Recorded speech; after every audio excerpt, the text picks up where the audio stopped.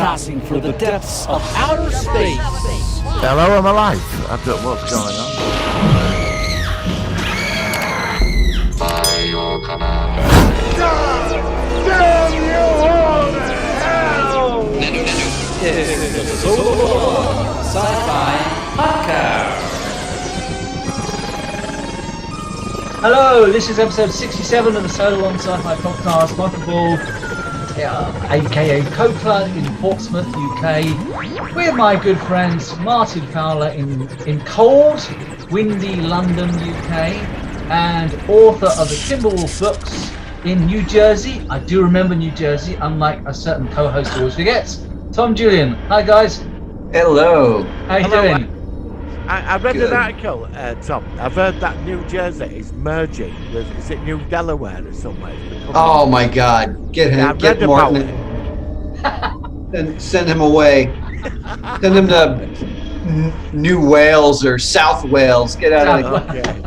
Okay. So that's yeah, I've not heard that myself. So it sounds like it's a slightly sore subject, maybe. I don't know how it is over there. I mean, it's funny how like over in Portsmouth, we have this big divide between Portsmouth and Southampton, and I think it's predominantly because of the soccer thing. This is a very soccer-orientated town, and as Martin knows, I'm not a soccer fan at all. So it's funny how you have that, and like also in UK, you have like Manchester versus Liverpool. You have that. You have certain elements where it's a bit oil and water with certain rival towns and stuff. You know what I mean? Yeah. I mean, the rivalries here between Philadelphia and New York City and New Jersey is caught in the middle. Okay. So it's we have the Philadelphia Eagles football team and the New York Giants. Yeah, I've never been a big sports fan myself. I mean, are you a sports fan, Tom? I like going to sports. I can't follow sports if I'm not present. Yeah. I don't enjoy it if I'm not there, like having a hot dog and drinking a beer in the stands. That's Sure. kind of my thing. That's what I like to do. I'll go see it. I go see if they get hot dogs and beer. I go to the opera. They don't do that here, Tom. They don't do that, Tom. They just bait people up at football matches. It's what they do. Yeah. I love Very life. civilized out there, hot dogs and beers. They don't even sell beers at football. Do you know what? Today I was talking to my son. Today we were talking about we really having a craving for cinema hot dogs. Proper UK. I don't think it's the same. I think it's the same in America. Proper cinema hot dog, where it's really. I love that, and Like tons the ones of that mustard. have been rolling around on that thing for a week and a half. And And lots of crispy mustard. Oh, stop it! My mouth's watering now. And they cost about £12.50. Yeah, they're really man. expensive. They're really Yeah. pricey. That's the problem. Anyway, guys, we've got plenty to talk about. So let's. Shall we go into the news? Is that ready for you two? Yeah. I did send you a video actually just about 10 minutes ago. I didn't get. I saw it. I think it's something to do with Ghostbusters. It's I've not the seen it yet. latest clip of Ghostbusters. All right. So do you want to? I tell you what. When we It's a load of Mr. Stay Puffs in it.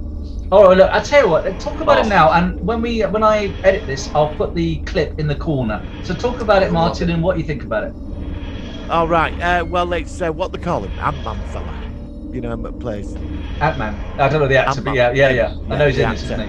Well, he's in a shop and he's buying some marshmallows. The packet rips open, and there's a cute Mr. Stay Puff who's about an inch tall.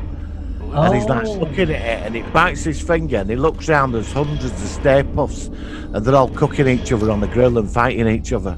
Wow. It Minutes was to Stay Puft, fantastic.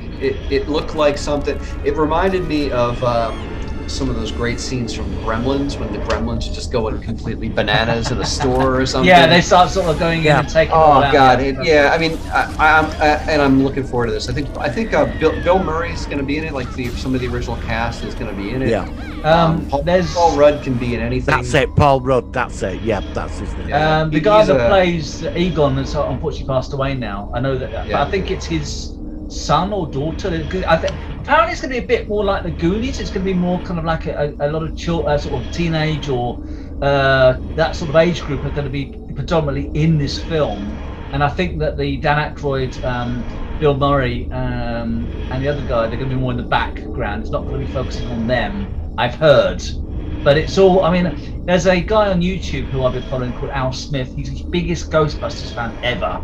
And I'll send him a link to this when I upload this. And he is just literally, because he's been saying that this film's been delayed about 2 or 3 times. Apparently it's supposed to come out in April last year. COVID, it got put back.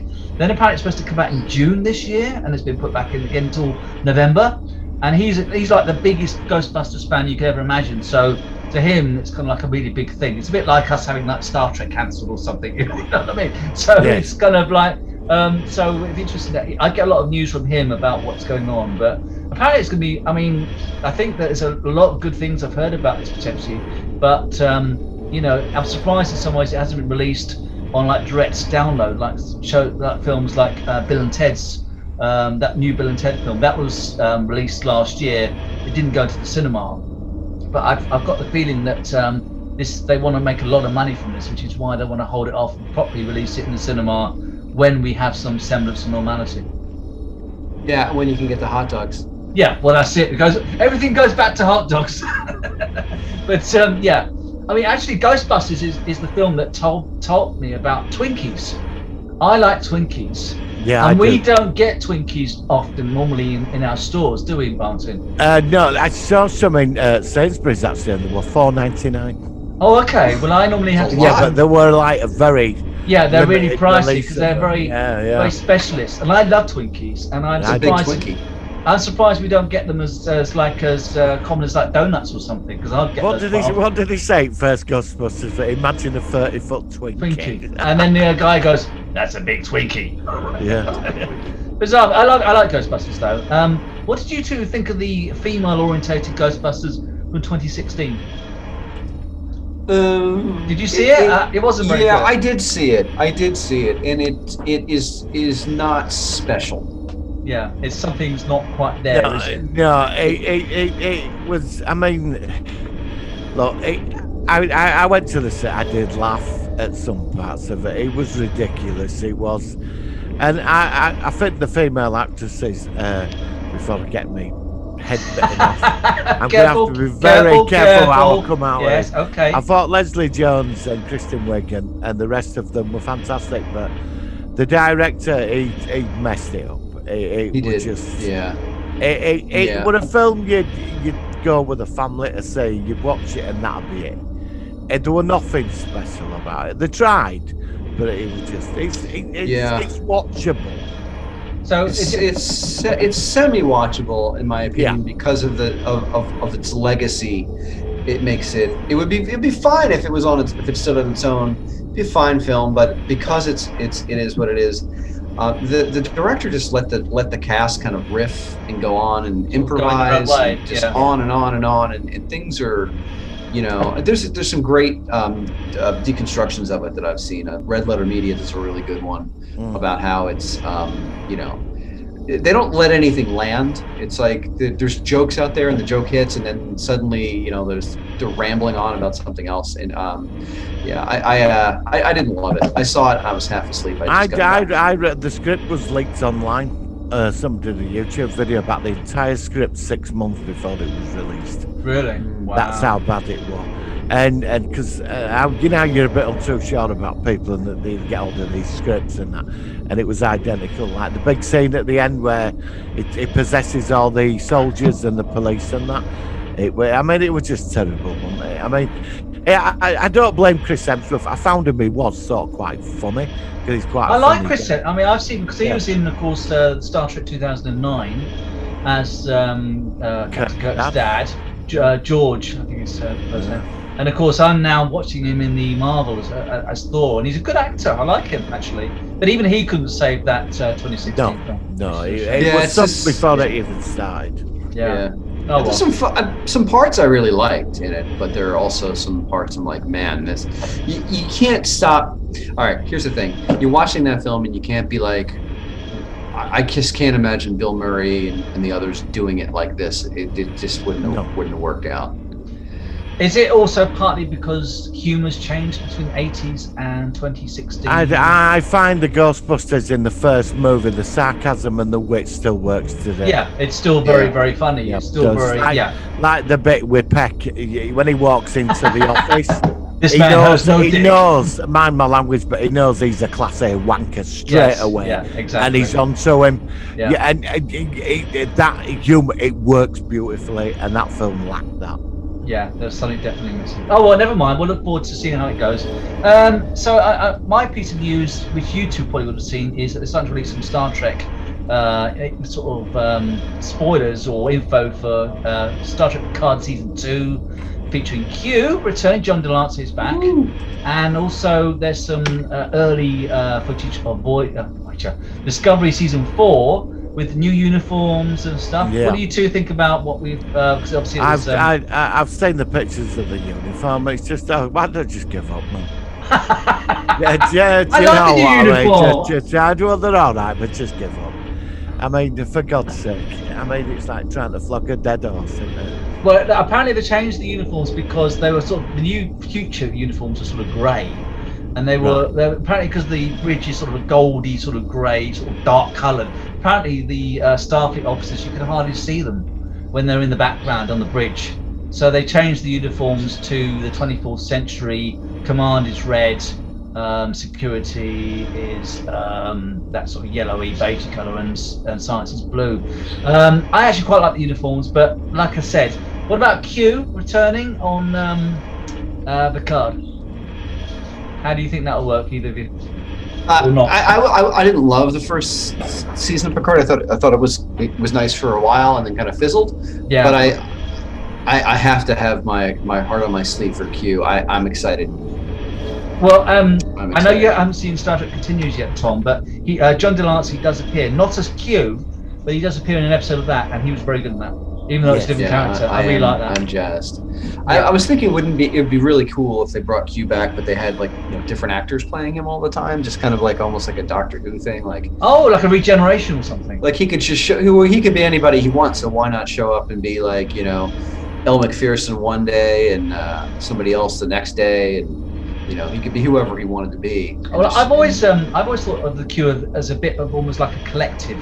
Although they are individuals, they are kind of, there's more to that, especially with the rogue. They're the guardians of reality, aren't they? And we had the rogue Q, the one that wanted to commit suicide in Voyager.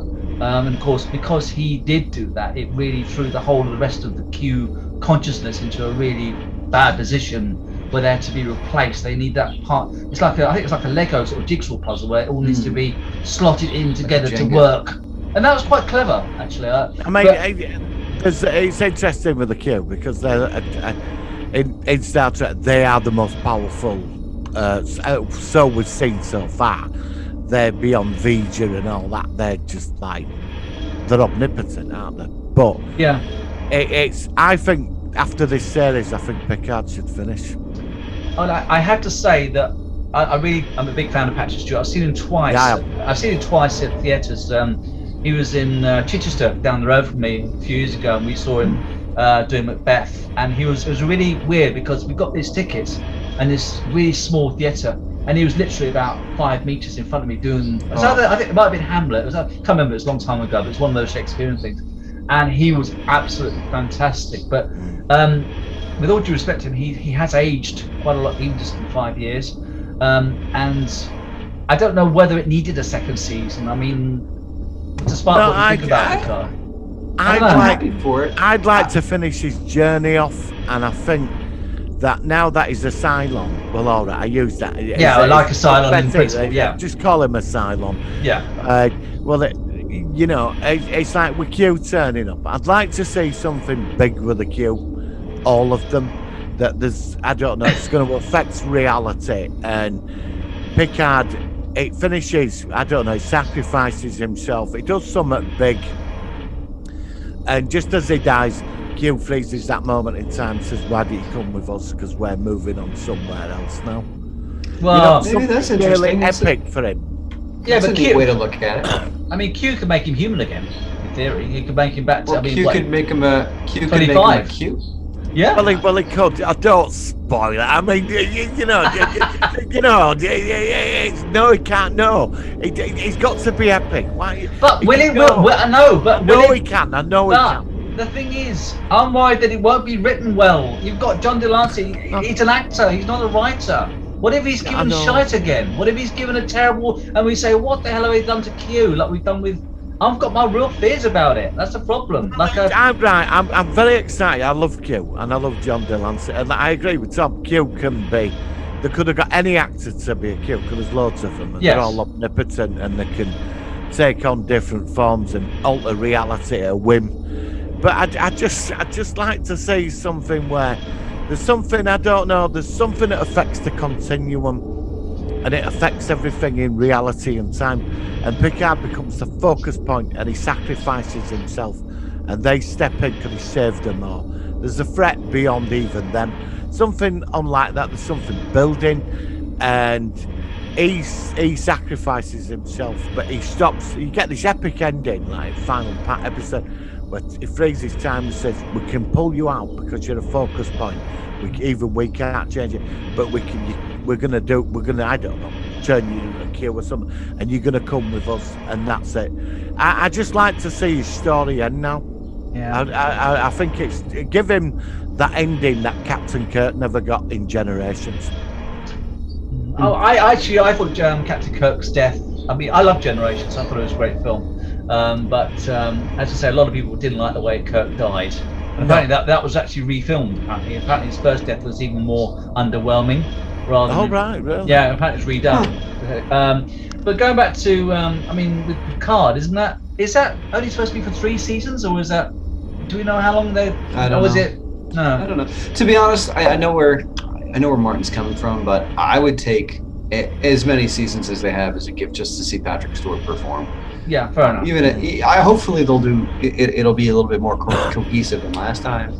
I did like this. I did like the way that they handled Data's demise at the end of Picard, even though none of the Borg stuff made any sense. Yeah, I did like that. I thought it was much better than the send off that Data got in the previous Nemesis, which was fairly forgettable. I thought it was actually really nice the way that they kind of had him and Picard there. I thought that was good.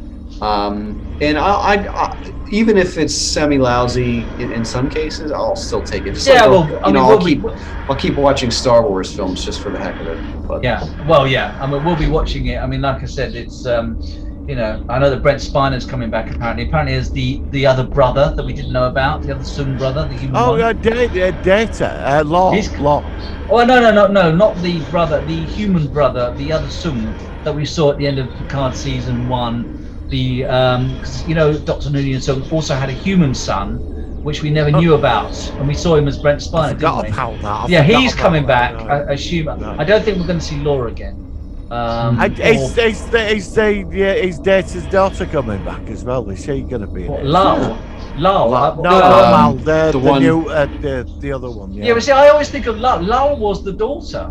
Who's never mentioned in Picard, and the episode. Not Data's Day. The Offspring was a classic episode where he builds a daughter, and of course it malfunctions and shuts down, and of course it's not even mentioned in Picard. And Lal should have been mentioned because it was such an important step in Data's progress to becoming more human, and that was bad. That wasn't ignored. But again, it's like. Some people don't care about that because, of course, it was a 25, 30 years ago episode, and they wouldn't remember the character. I do because I'm a huge nerd. Yeah, exactly. Because it matters. Yeah, exactly, and that's the problem. All right, guys. Well, that's it for Star Trek, I think. Anything else that you two have come across that you want to share? I don't know. I think I might have found that. Do you know there wasn't actually anything really this week? I saw a bit about Star Wars. I mean, apparently. I mentioned before, but Obi-Wan Kenobi's filming round about now. They're starting that off. And of course, like I said, it was April 5th the other day. And of course, that was Star Trek Day. But no, actually, I've not heard a ton of news myself. I mean, Martin, I was going to say Tom. Warner Brothers announces 2 new Superman movies with Henry Cavill. That's all I've come across. Rest of trailers. And Tom, do you want to mention that show that you talked about earlier on, the one you sent us? That new, I want to see Stowaway. That movie. Yeah, it looks like what Stowaway? It's a mission to Mars, and they find an extra crew member who got knocked out and fell into a doorway or something. Yeah. That's cool. I think it's get to Mars because they don't have enough life support for the 4 of them. And it struck. I think Tom said it reminded him, and I think he's right from the trailer. It reminds me a bit of The Martian, with sort of astronauts in a very sort of difficult situation. I love that film. Yeah, and I love The Martian as It well. looks really good. Yeah, there's a trailer. Sorry, go on. No, the trailer looks really, really good and exciting. Very cool. Very cool. Cool. Has anybody seen that new Alan Tudyk series yet? Oh no, I'm dying to though. I've Which not one's seen this? it. I just What's this Alan. one? Well, he's an alien who lives on Earth. He's there to destroy us, but it's the town's doctor, and he's trying to adapt to human life, but he's on a mission. It's meant to be really funny. Right. No, I've not seen Alan that. Tudyk. I forgot. Is it Illegal Alien? It's called or something. I don't know. I'll have to check that one out. I've not seen anything about that one. Yeah, it's a comedy. It's called Resident Alien. He's a doctor. That's it. Okay. He's an alien who pretends to be a doctor on Earth. It looks funny. I've just never got. I hear it's awesome. I haven't had a chance to watch it. Cool. Right. Anything else? Is that series still going? The one we looked at about a year ago. I just wondered, is it still going? That where they're on like a cruise ship in space. The one with Hugh Laurie. Oh yeah. Yeah. Is that, I keep forgetting about don't that. know. I actually, do you know what? Before you said that, I was thinking that myself because it was comedy and sci-fi. Something it wasn't Babylon, but it was a name of a ship with a number after it, and I can't remember what it's called. Yeah, something like that. I don't know. I heard it was going to a season 2. I didn't. I love comedy, but I didn't click with the first season at all. I don't. Did you see it all the time? I can't remember if you saw it all. I can't remember if you said. I didn't see the whole thing. No, I saw several episodes and I gave up. I just couldn't get into it. So, but you never know. They might have improved things on season 2. So I don't know. On space comedy, what's happening with Space Force? Is there another season or? I've only seen half of the first season of that as well. Is that all they've shown us? Is just half the first season then? I think the first whole season's been released, but again, it's Right, just, because I watched. I watched the first half, and then I just didn't get around to finishing it off. No, I found it very difficult at times to sort Yeah, of I mean, because it had like John Malkovich in it, and it had the guy from Steve Carell from The Office. Two actors who I like a lot, but again, it's one of those series. It's weird with certain things in comedy and science fiction how it doesn't always just click. I mean, Red Dwarf is my favourite, sci-fi comedy. I would say that show Space Force was also not funny. Yeah, it wasn't particularly funny. No, it wasn't funny. I was in and out with it all the time. Yeah, I had such high hopes for it. The cast was fantastic. Had Lisa Kudrow was in it.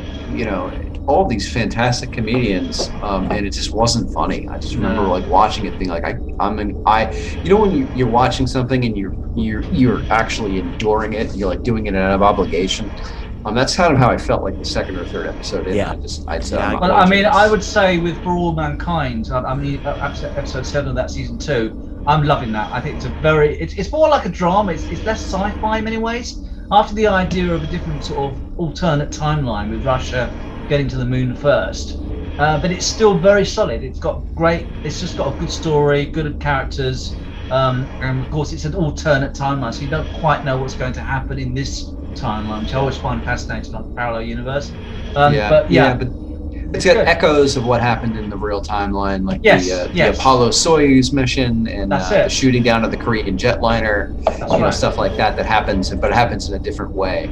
That's right. I like that. I think that's really interesting. Different. Sometimes some of the presidents are different. There was never a Jimmy Carter president. Yeah, I saw that, but Reagan's there now, which is quite interesting. Yep. Yeah. Have you seen much of that yet, Martin? Or you get? No, I've got. He's ready to go this weekend. Actually, I've just got through. I sort of catch it because a friend of mine wants me to watch Watchmen, the TV series, and it keeps going on at me, and you haven't got the time to watch all these series, have you? I ain't got the time, and now this weekend I'm going to do season 1, which I'm really excited about. Well, I was saying to Tom that once we've seen season 2, I suggest we do an episode focusing on For All Mankind. It'd be a really good one. If you've all seen it and it's a new contemporary show, I think that would be cool. So I think that'd be great, guys. I think that's the point. I think we should go on to our focus of the week. If that's all right with you two? Yeah.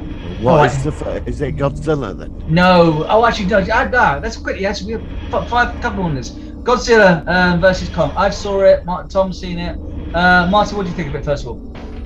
Do you know, I've followed, I've always liked Godzilla. Even some of the films are terrible. Godzuki. But, you know, yes, I love the concepts of Godzilla. I have to admit, I thoroughly enjoyed it. I really did. It was cheesy as anything, especially like, I mean, I was rooting for Godzilla, you know, to do King Kong. I really was. But yet somehow King Kong grew on me. Right. Do you know what I mean? I mean, the little kid with the sign language, and it was cheesy, but the fight, and then the build up to Mecha Godzilla. I liked it. It was just complete cheesiness, but yeah, it was nice to see. I don't know. I'm sure they've shrunk the monsters in this because it first Godzilla, they were like a skyscraper size. One thing, you see, I didn't realise because I haven't seen Kong yet. I thought this was standalone. And obviously this is a sequel to some other films, so I was a bit lost at one or two bits. But I mean, from my perspective, it was quite a fun movie. It wasn't the most deepest philosophical film we've ever seen. It was a proper cinema popcorn movie, just to watch it, enjoy it as it is, and yeah, it was fine. I quite that's the way I saw it. I thought it was enjoyable. Not the best film I've ever seen, but I didn't dislike it. It was there. The special effects were good. It was just there. It's a bit eye candy, but I liked it. It kind of minimized the human drama, even though, to be honest, I felt that the young girl with her friend, and then the older blogger guy, like that was, I felt, could have been completely eliminated. They basically went all the way around the world so they could pull like a Johnny Five by spilling whiskey onto the computer. It's like, what the heck? Why was that even there? Multi-billion-dollar killing machine like that. They could have probably been in the movie either way, or not. I felt maybe they were an extra layer that didn't need to be there. Every time it shifted to them, I didn't care anymore. I was like, I don't care. I just want to see Godzilla, and I did like the. You saw that though. Yeah, I did like the interaction with the girl and the her mother figure and that stuff. I thought that was really, really good. If they could have focused on that and totally gotten rid of the girl from Stranger Things and her dad, the football coach guy.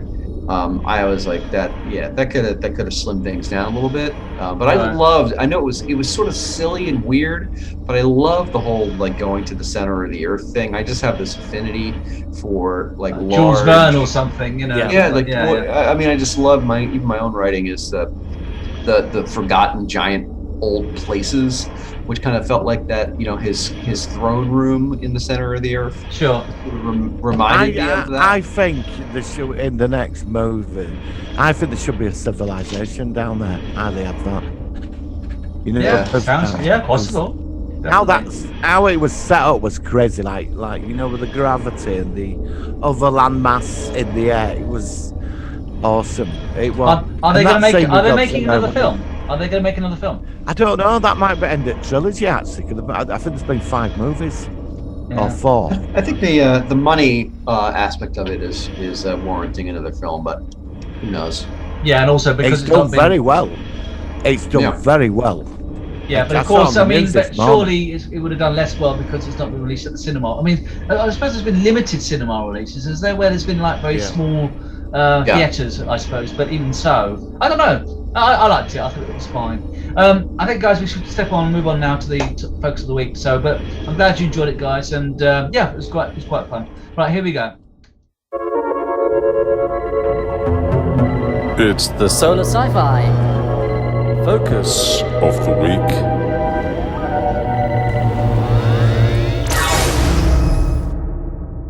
Right, this week we are focusing on, we're going back to Doctor Who. We've not been on Doctor Who for a while, but we're slowly going through them all. And this week, a very popular, most contemporary Doctor we've ever had, and that is, of course, the 10th Doctor, David Tennant. So let's ask, first of all, Tom, how did you come across David Tennant when you first saw him? He was sort of that the refresher after Christopher Eccleston. Right. I remember watching that guy who was my first introduction to Doctor Who was I began to watch during the sort of new era, and I thought that the Chris Eccleston guy, I thought his Doctor was sort of humorless and kind of just had a dire attitude about things, but David Tennant, he brought a lot of life to the role and fun, and I really liked that. And he was really the Doctor that I got to know, so I'm a big fan. Brilliant. I love his other work too. Yes, and he's done so much since then, and before that he's a very sort of big actor. Martin, what did you think about him after Christopher Eccleston? I thought he was the defining Doctor of the last decade for me. Him and Peter Capaldi. I think he's the best one so far. Yeah, it's funny because with Doctor Who as it is now, which is a very different entity than it was when he took over in the end of 2005. Do you think he could have been so successful if he'd been cast in 2016 instead of Jodie Whittaker? I mean, how do you think it might have been if he'd been the role now rather than back then, which is still quite a long time ago now? I think he'd have hammered it. Totally. You did? Yeah, totally. But it's just, what I am watching now is not Doctor Who. I don't know what it is. When I saw him, there was this dark side to his character. There were moments like with the Arachnos, the big spider chick, and he was going to massacre her entire race, and that Catherine Tate said, look, don't do this. There was that thing about him being alone, it wasn't good for him. That's right. I like that. That was and unique. They played on that beautifully, and that's what I liked about him. I remember the episode The Waters of Mars, where at the end he goes too far, and you saw the hate and anger because of what's happened since, of course, Gallifrey has been destroyed, and he did really nail it. He really did nail it. He did. There was that scene when he said, "I'm a Time Lord. I can do whatever I want. I'm above everybody." Yeah. And he had a history with that woman. She blew her brains out, didn't she? Yeah. And that was a Christmas. That was the penultimate episode. Yeah, it was. Yeah, very and great. it was lethal, that episode. I was like Endermas, because he got so arrogant. I can do anything. I'm the last of the Time Lords. Yeah, that's right. I love that. There was a price to pay for his arrogance. Yeah. I mean, I personally think that Doctor Who might not be here now if he hadn't been cast in 2005. Christopher Eccleston was I like Christopher Eccleston, and we will focus on him on another episode. But David Tennant was quite different and very unique, and at least for me, it just really works in what he did. And he was the longest Doctor in New Who. He did 3 seasons plus a load of specials afterwards. Yeah. And he had this. Go on, Tom. Yeah, I'm not sure that if Christopher Eccleston had stuck around, it would have been a special. Yeah. I think he was a fine choice. I know he didn't love the role. I don't know if the role loved him, to be honest. So I was really glad to see somebody who, and you guys are reminding me that he had this other side of him that was, beyond the fun side. There was this sort of darkness in him as well, where he was, working on his arrogance and his loss and all that kind of stuff. So that was, a really big step for the actor. Who was your favourite assistant, Tom, for him? Who was your favourite companion? That's a good question. I'm not sure. He had a couple, they were very, very different from one another. And it was hard for me, to pick one or the other. I like the woman, I forget her name, with the red hair that was on The American Office. Donna Noble. Yeah, she to me, I like the fact that she seemed to be always surprised by things, because maybe she was this kind of a working class gal. Yeah. I thought that was interesting. I mean, because he had 3, didn't he? He obviously had Rose Tyler, and then Martha Jones, and because you forget about Martha Jones was in it for a season as well, and then Donna Noble took over. I mean, if you're asking me, I know Martin hasn't, but I will say, I think that. No, I'm just. No. I mean, I think Donna Noble for me was the best of the companions for his regeneration. How about you, Martin? What do you think? I think the Rose arc, because that affected him like into the other seasons. Right. Because normally, like with the companions, just clears off and leaves them. Do you remember when he used to do it in 80s? Well, with Tegan, he couldn't even. I mean, I love that. I love that. I mean, once he dumped her at Heathrow Airport, and then I thought to myself, he goes, "Do you guys are like? I thought you were going with the doctor," and Tegan goes, "So did I." That was really funny. I watched a two-parter with him recently, and it's good. It's a question I want to ask you both, actually. What's that? The family. Oh, Family of Blood. Yeah, and what I mean, it's the ending. Even now, it freaks me out. Yes. It's what he does to them all, Yeah, and he says, "I wasn't running from you. I was trying to protect you from because I didn't want to do this to you." And what he does, the thing with the little girl in the mirror, that really freaked me out. Because sometimes, you know, that thing where you look in the mirror and you think, you know, just for a slight second, everybody's thought that, and he put that in there beautifully. He trapped that girl in the mirror, in the mirror, 1,000 years he visited her, and left him in a field, and the rest of them. And it was all, he didn't want to do it. If you're going to come after me, I'm going to do this to you. And he was ruthless. I think also some of the writing, that was Russell T Davis's era. And of course, he, although it was Stephen Moffat who wrote the first Weeping Angels episode, which David Tennant wasn't in that episode very much, surprisingly. But that was still one of the most memorable episodes in his era. What about? Is that supposed to be a potential pilot for another show? Because I remember it had like different characters in it, didn't it? I don't know. They also did the one with the guy. There was a guy whose girlfriend ends up as a paving stone. What was that one? It was really infamous. Love and Monsters. And that was another one which was ELO were very prominent in that. Yes, the soundtrack. I actually didn't mind that episode. It's panned by a lot of people. I thought it was really good. Love and Monsters. I think everybody hates it. I actually always liked that. I loved it. I thought it was really solid as well. Did you remember that one, Tom? Love and Monsters. I don't remember names of things. What was that one about again? Oh God, how do you explain it? It was this guy who's saw the Doctor as a kid, and he's sort of trying to find him, and then he creates this sort of group of followers who also have heard of the Doctor but have never met him. And he ends up with this Absorbalov character who sort of absorbs people, ends up in parts of his body, and his last girlfriend ends up absorbed but partly unabsorbed and ends up in a paving stone, and it's insinuated that him and the paving stone girlfriend have oral sex. Oh, they do, yes. Oh. They do, because he does. He says he does. I'm not joking. Honestly, he says, I don't think I've ever seen that one, because I think that's the kind of thing that would probably stick with you. He's getting a blowjob off a paving stone. Yeah, he was. I'm not joking. It is mentioned. Yeah. He says, but I have a sexual relationship of sorts. Yeah, and I couldn't believe that. I mean, what are all the kiddies saying when they watch Oh, man, that's one we'll have to send you a link to, or send you a it's called Love and Monsters season 2. And it's I still like the episode, but it's very weird. Blowjob by paving stone. Well, there you go. Tom's going to make a move very soon. So, any last opinions on the show before we let you go?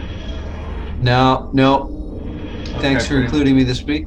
Yeah, thank you. I think we'll finish off. We'll say goodbye to you if that's okay, Tom. But thank you. I'm glad you enjoyed it. And we'll see you next time. See you, gents. Yeah, bye. See you next week, buddy. Thanks, mate. See you guys. All the best. Bye. Okay, let's make sure. There we go. Yes, I just want to obviously finish off with you, Martin, because he had to rush off, which is fair enough. So, other episodes that stand out for you in this era? Anything else that makes you... The Cyberman episode, and I like the two-parter with the Time Lords. I love Timothy Dalton as Rassilon. He was good as Rassilon, actually. Yeah, I enjoyed that. He was just magnificent. And that scene where he's got the gun and the Master, when the Time Lords come through from the time lock to keep the Time War or whatever. And I just thought, what a scene that was. What do you think about the Master in this era?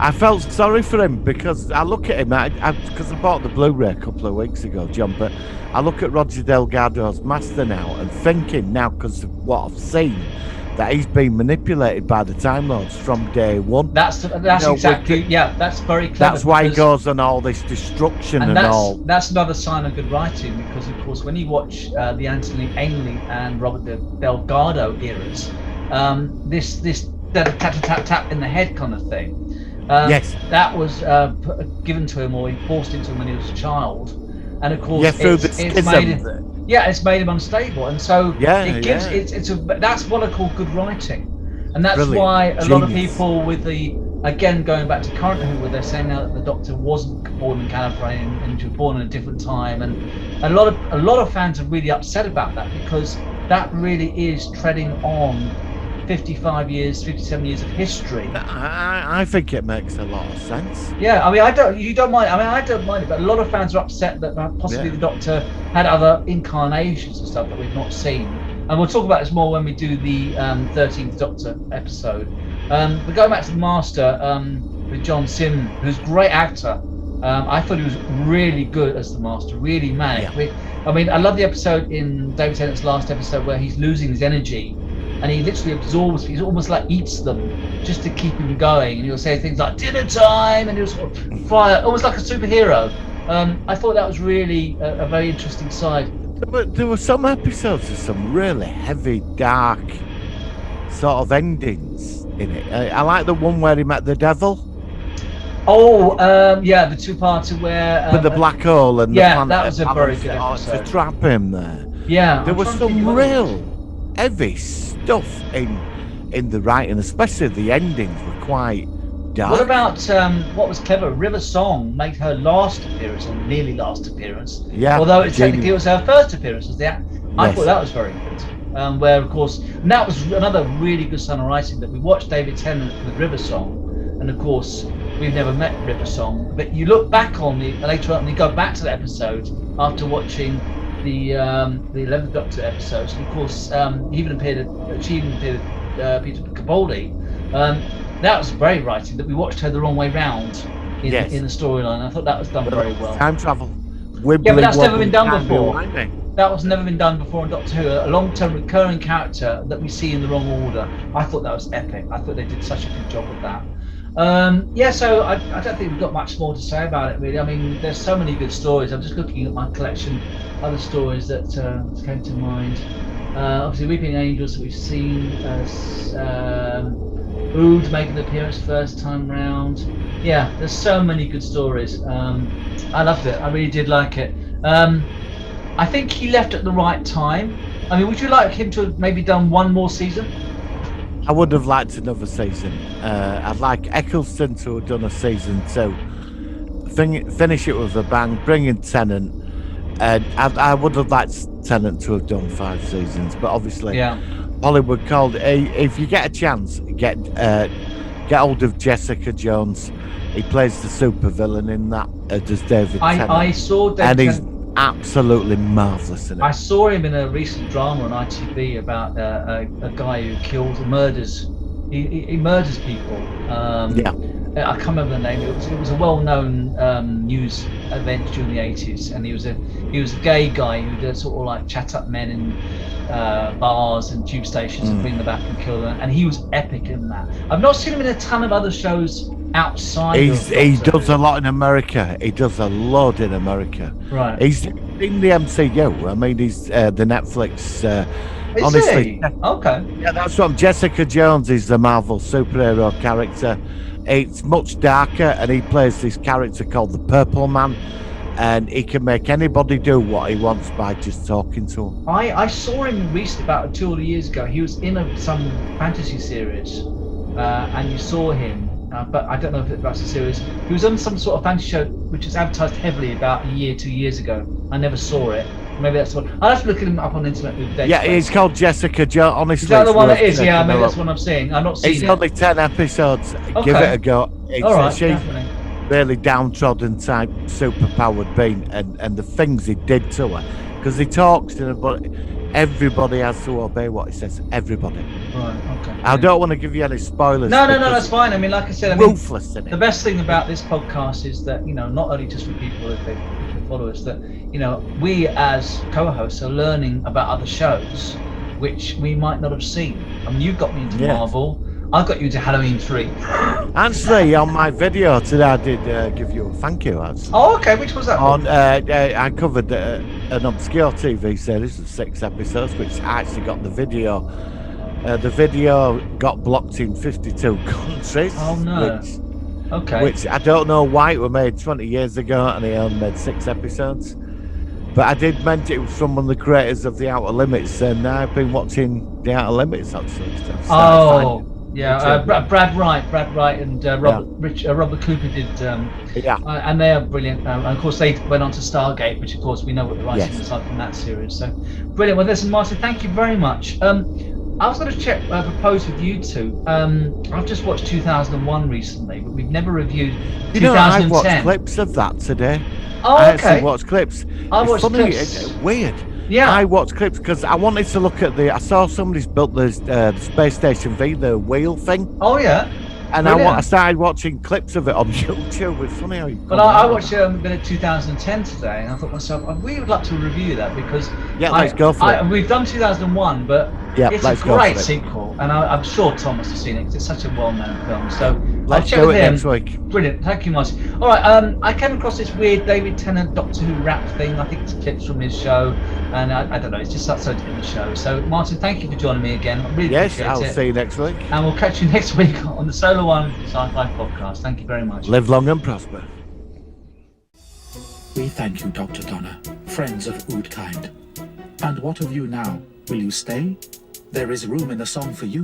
Oh, I've sort of got a song of my own, thanks. Oh, yes! I'm the Doctor. I'm a Time Lord. I'm 903 years old, and I'm the... You can't... You got a problem with that? I really don't know who I am. I don't know when to stop. I'm back from Aaron and Jim Jams, but the point still stands. No second chances. I'm that sort of a man. You're Mr. Thickety Thick Face from Thick Town, Thickania. And so's your dad. You were staring into a deep, dark pit of trouble if you don't let me help. I am talking! And I'm not listening! There is no power on this earth that can stop me. I'm the Doctor. I'm the Doctor? He's the Doctor. If I don't like it, then it will stop. You better get used to it. Oh, I will. No interfering. I don't want any trouble. Just have a nice life. This is my lover, the King of France. Yeah? Well, I'm the Lord of Time. And I just snog that out of Pompadour.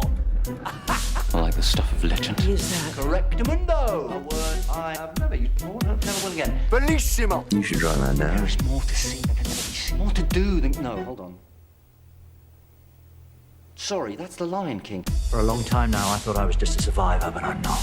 I'm the winner. That's who I am. The Time Lord victorious. My home planet is far away and long since gone, but its name lives on. Gallifrey.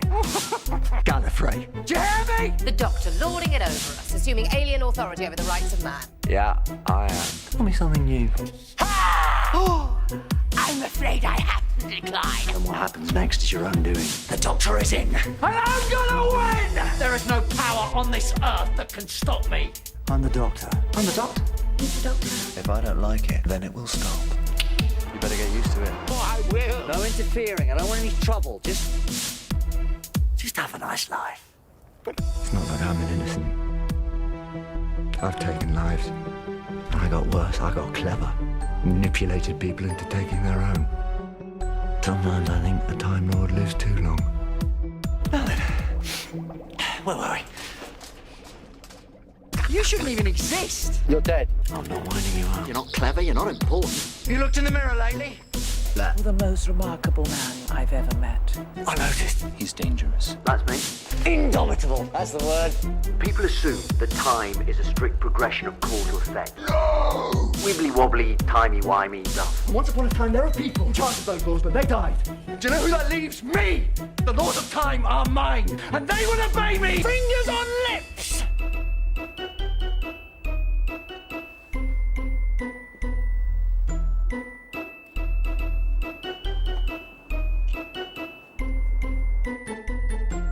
There is no power on this earth that can stop me. I'm the Doctor. I'm the Doctor?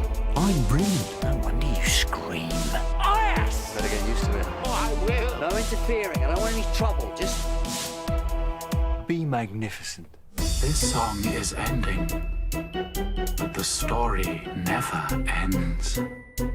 I could do so much more! So much more! I don't want to go.